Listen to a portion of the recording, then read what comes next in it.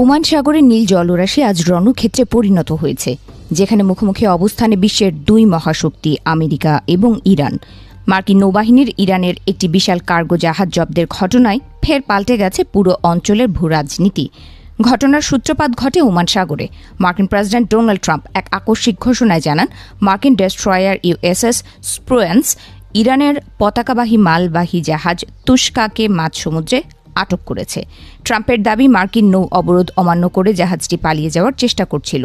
কয়েক ঘণ্টার রুদ্ধশ্বাস ধাওয়া পাল্টা ধাওয়ার পর মার্কিন বাহিনী জাহাজটির ইঞ্জিন রুমে গোলা বর্ষণ করে সেটিকে অচল করে দেয়। প্রেসিডেন্ট ট্রাম্প জানিয়েছেন, ৯০০ ফুট লম্বা এই বিশাল জাহাজটি ইরানের অবৈধ কর্মকাণ্ডের সঙ্গে জড়িত এবং এটি মার্কিন নিষেধাজ্ঞার তালিকায় ছিল।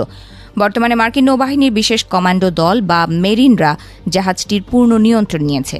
ট্রাম্পের ভাষায়, আমরা ওদের একদম মাঝপথেই থামিয়ে দিয়েছি। এদিকে এই ঘটনা জানাজানি হওয়ার ১ ঘণ্টার মধ্যেই ফুঁসে উঠেছে ইরান।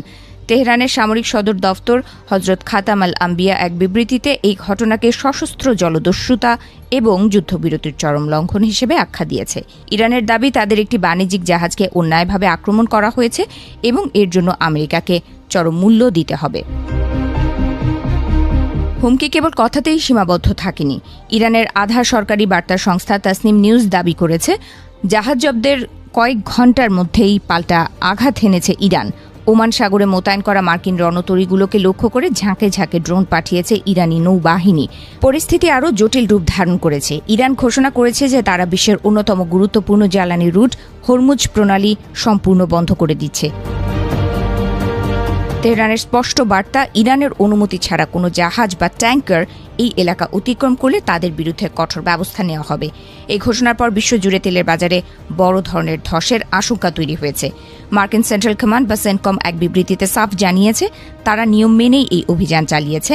৬ ঘণ্টা ধরে বারবার সতর্কবার্তা দেওয়ার পরও যখন তুস্কা থামেনি, তখনই তারা শক্তি প্রয়োগ করতে বাধ্য হয়। সেন্টকমের দাবি, জাহাজটি থেকে কোনো ধরনের অপ্রীতিকর বস্তু পাচার হচ্ছিল কিনা তা খতিয়ে দেখছে মার্কিন বিশেষজ্ঞরা।